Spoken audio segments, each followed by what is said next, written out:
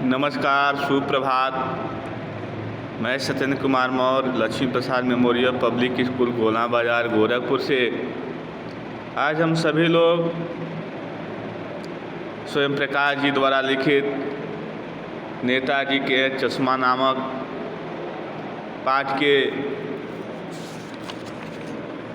दूसरे अवतरण का अध्ययन करेंगे। अब तक आप लोगों ने देखा कि हालदार साहब नाम के एक व्यक्ति हैं जो हर 15वें दिन अपने काम के सिलसिले से जब वह गुजरते हैं तो ऐसे स्थिति में वह देखते हैं कि कस्बे के बीचों बीच नेताजी की मूर्ति लगी हुई है। उस नेताजी की मूर्ति पर मूर्तिकार चश्मा लगाना भूल जाता है। हजारों की संख्या में लोग उधर से रोज़ गुजरते हैं, लेकिन किसी का ध्यान उस पर नहीं जाता है। एक दिन हलदार साहब का ध्यान नेताजी के उस मूर्ति पर पड़ा तो वह देखे मूर्ति तो संगमरमर की पत्थर की बनी हुई है, लेकिन उस पर लगा हुआ जो चश्मा है वह वास्तविक है, यानी जो मनुष्य चश्मा लगाते हैं वह चश्मा लगा हुआ है। और ऐसे स्थिति में वह चले जाते हैं। थोड़ा थोड़ा मन में आनंद भी आता है कि आज भी देशभक्ति की भावना लोगों के अंदर भरी हुई है। उन देशभक्तों के प्रति लोगों के हृदय में आज भी सम्मान है, जो इस तरह से वह सम्मान इस मूर्ति पर लगे हुए चश्मे के माध्यम से मालूम चलता है। नेताजी की मूर्ति बनाने वाले जो मास्टर हैं ड्राइंग, जो वहीं के एक स्थानीय स्कूल में पढ़ाते हैं, हो सकता है कि पैसे के अभाव होने के कारण या नगर पालिका के पास उतने ज़्यादा पैसे नहीं थे कि वो बहुत बड़े मूर्तिकार का खर्चा उठा सके, या किसी बड़े मूर्तिकार के बारे में जानकारी नहीं थी, या यूँ कहा जाए कि मूर्ति बहुत जल्दी बनवानी थी और बड़े मूर्तिकार के पास बनाने के लिए समय नहीं था। इस तरह से आनंद फानंद में उन्हीं को मोतीलाल जी को ये बनाने का काम सौंपा गया। लेकिन बस मूर्ति तो बना रही है, लेकिन मूर्ति पर चश्मा लगाना भूल जाते हैं। हलदार साहब देखते हैं मूर्ति पर चश्मा फिर वास्तविक है। मूर्ति के ठीक सामने एक पान वाले की दुकान है। हलदार साहब जब दोबारा उस रास्ते से गुजरते हैं तो ऐसे स्थिति में वह देखते हैं कि कल हम चौकोर चश्मे वाला फ्रेम वाला चश्मा देखे थे, लेकिन आज तो गोल फ्रेम वाला चश्मा है। कौतूहल या जिज्ञासुवश वह पान की दुकान पर जाके खड़े हो जाते हैं और पान वाले से पूछ बैठते हैं, अरे भाई, यह मूर्ति तो पत्थर की संगमरमर की है, पर चश्मा रोज वास्तविक कैसे? यानी मूर्ति कपड़े नहीं बदल सकती तो चश्मे कैसे बदल सकती? पान वाला एक काला मोटा खुशमिजाज प्रवृत्ति का आदमी है और वह पान खाए हुए है और पूरा उसका मुंह भरा हुआ है। वह दुकान के पीछे पान को थूकता है और थूकने के बाद वह अपने मूँछों में मुस्कुराता है। उसकी तोड़ जो होती है वह थिरकती है और फिर वह कहता है कि यह सब कैप्टन करता है। तो फिर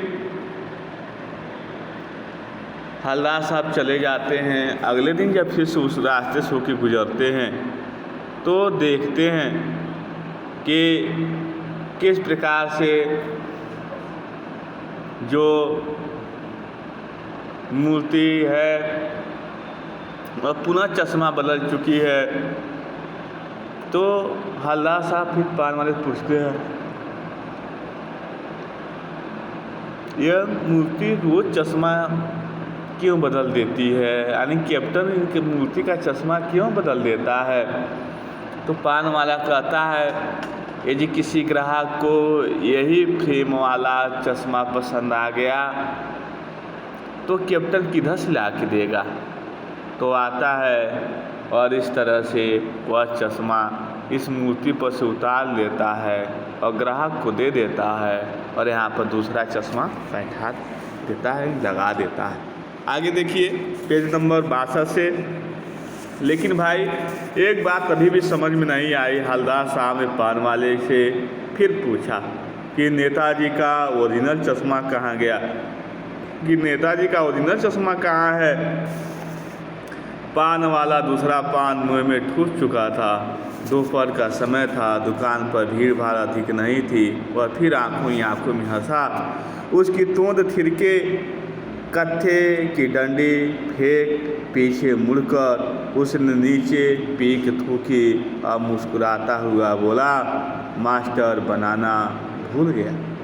यानी पान वाला कहता है कि मास्टर बनाना भूल गया है, अर्थात मास्टर जो मोतीलाल जी हैं वो चश्मा बनाना भूल गए हैं। पान वाले के लिए यह एक मज़ेदार बात थी, लेकिन हवलदार साहब के लिए चकित और द्रवित करने वाली। लेकिन पान मालिक के लिए बहुत मज़ेदार बात थी, लेकिन हवलदार साहब के लिए चकित और द्रवित करने वाली। यानी वह ठीक ही सोच रहे थे कि मूर्ति के नीचे लिखा मूर्तिकार मास्टर मोतीलाल वाकई कस्बे का अध्यापक था। बेचारे ने महीने भर में मूर्ति बनाकर पटक देने का वादा कर दिया होगा, बना भी ली होगी, लेकिन पत्थर में पारदर्शी चश्मा कैसे बनाया जाए।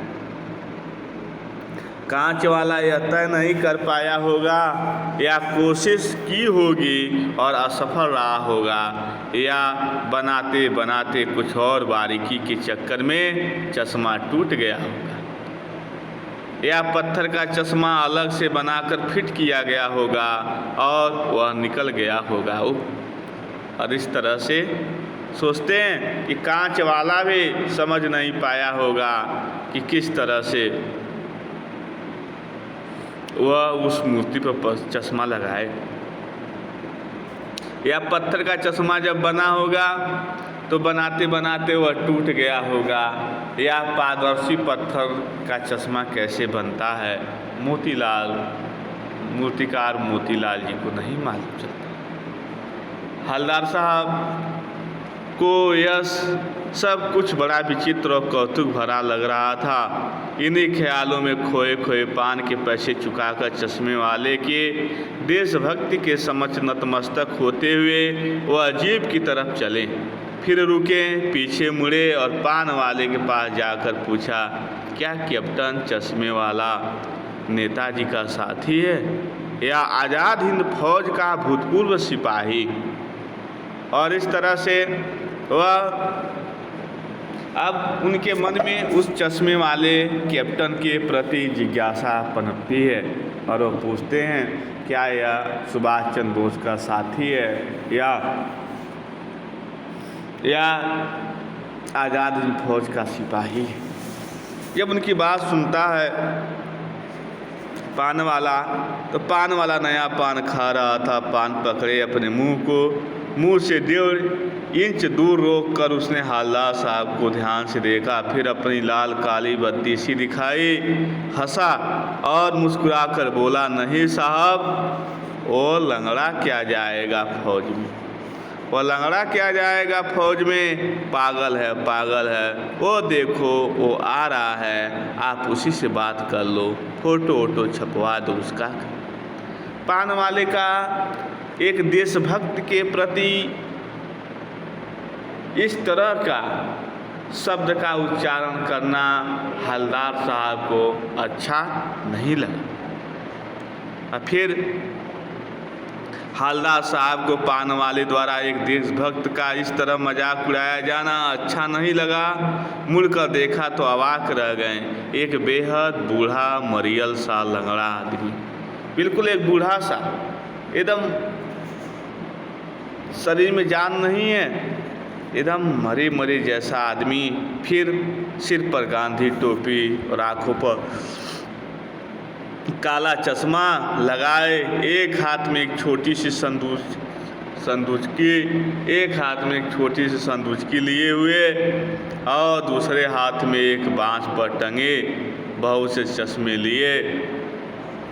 लिए अभी अभी एक गली से निकला था और जब एक बंद दुकान के सहारे अपना बाँस टिका रहा था तो इस बेचारे की दुकान भी नहीं फेरी लगाता है। हवलदार साहब चक्कर में पड़ गए। पूछना चाहते थे इसे कैप्टन क्यों कहते हैं, इसे कैप्टन क्यों कहते हैं, क्या यही इसका वास्तविक नाम? लेकिन पान वाले ने साहब बता दिया था कि अब वो इस बारे में और बात करने को तैयार नहीं। ड्राइवर भी बेचैन हो रहा था। काम भी हवलदार साहब भी था। हवलदार साहब जीप में बैठकर चले गए और इस तरह से हवलदार साहब जीप में बैठकर चले गए। 2 साल तक हवलदार साहब अपने काम के सिलसिले में उस कस्बे से गुजरते रहे और नेताजी की मूर्ति को बदलते हुए चश्मे को देखते रहे और इस तरह से 2 साल तक जब भी जाते थे उस रास्ते से नेताजी के मूर्ति पर हमेशा चश्मा बदलता रहता था, देखते रहते थे। फिर होता क्या है कि गुजरते नेताजी मूर्ति बदलते हुए चश्मे को देखते रहे। कभी गोल चश्मा होता तो कभी चौकोर, कभी लाल, कभी काला, कभी धूप का चश्मा, कभी बड़े कांचों वाला गोगो चश्मा, पर कोई न कोई चश्मा जरूर होता। उस धूल भरी यात्रा में हवलदार साहब को कौतुक और प्रफुल्लता के कुछ क्षण देने के लिए फिर एक बार ऐसा हुआ कि मूर्ति के चेहरे पर कोई भी चश्मा, कैसा भी चश्मा नहीं था। उस दिन पान वाले की दुकान भी बंद थी, चौराहे की अधिकांश दुकानें बंद थी। फिर एक दिन हवलदार साहब देखते हैं मूर्ति पर कोई चश्मा नहीं है, तो पान वाले की दुकान भी बंद है, चौराहे की अधिकांश दुकानें बंद हैं। अगली बार भी मूर्ति की आंखों पर चश्मा नहीं था। हवलदार साहब ने पान खाया और धीरे से पान वाले से पूछा, क्यों भाई, क्या बात है? आज तुम्हारे नेताजी की आंखों पर चश्मा नहीं है। पान वाला उदास हो गया। उसने पीछे मुड़कर मुंह का पान नीचे थूका और फिर सिर झुकाकर अपनी धोती के सिरे से आंखें पोंछता हुआ बोला, साहब कैप्टन मर गया। और कुछ नहीं पूछ पाए हवलदार साहब। कुछ पल चुपचाप खड़े रहे, फिर पान के पैसे चुकाकर जीप में आ बैठे और रवाना हो। बार बार सोचते क्या होगा उस कौम का, उस देश का क्या होगा जो अपने देश की खातिर घर गृहस्थी, जवानी, जिंदगी सब कुछ होम नहीं छोड़ देने वाले पर भी हंसती है। और इस तरह से क्या होगा जो देश की सेवा करने वाले पर लोग भी हंसते हैं और अपने लिए बिकने के मौके ढूंढती हैं। इस अपने लिए बिकने मौके ढूंढती हैं। दुखी हो गए। 15 दिन बाद फिर उसी कस्बे से गुजरे। कस्बे में घुसने से पहले ही ख्याल आया कि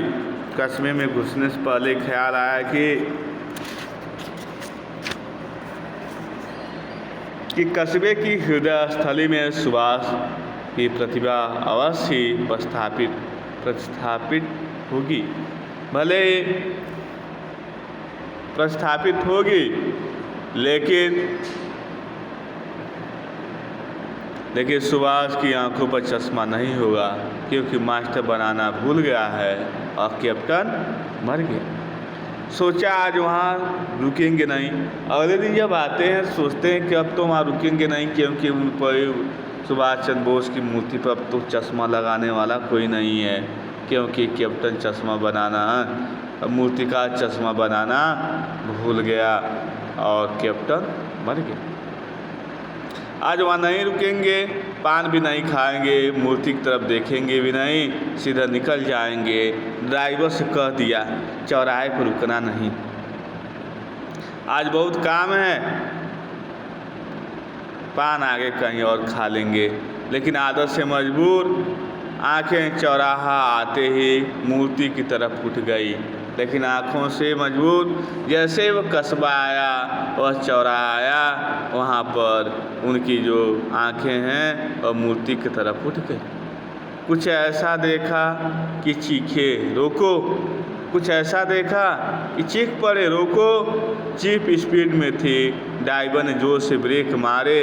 रास्ता चलते लोग देखने लगे, जीप रुकते न रुकते हल्ला साहब जीप से कूदकर तेज तेज कदमों से मूर्ति की तरफ लपके और उसके ठीक सामने जाकर अटेंशन अर्थात में खड़े हो गए, अर्थात सावधान मुद्रा में खड़े हो गए। फिर क्या होता है, मूर्ति की आंखों पर सरकंडे से बना छोटा सा चश्मा रखा हुआ था और मूर्ति की आंखों पर सरकंडे मतलब नरकट लकड़ियों सा बना हुआ, घासों का बना हुआ एक छोटा सा चश्मा रखा हुआ था, जैसा बच्चे बना लेते। हवलदार साहब भावुक हैं, इतनी सी बात पर उनकी आंखें भर आईं और इतनी सी बातें से उनके भावनाएं उमड़ पड़ती हैं कि आज भी देश में छोटे छोटे बच्चों में भी देशभक्ति की भावना भरी हुई। और इस तरह से हवलदार साहब अपने इस भावनाओं को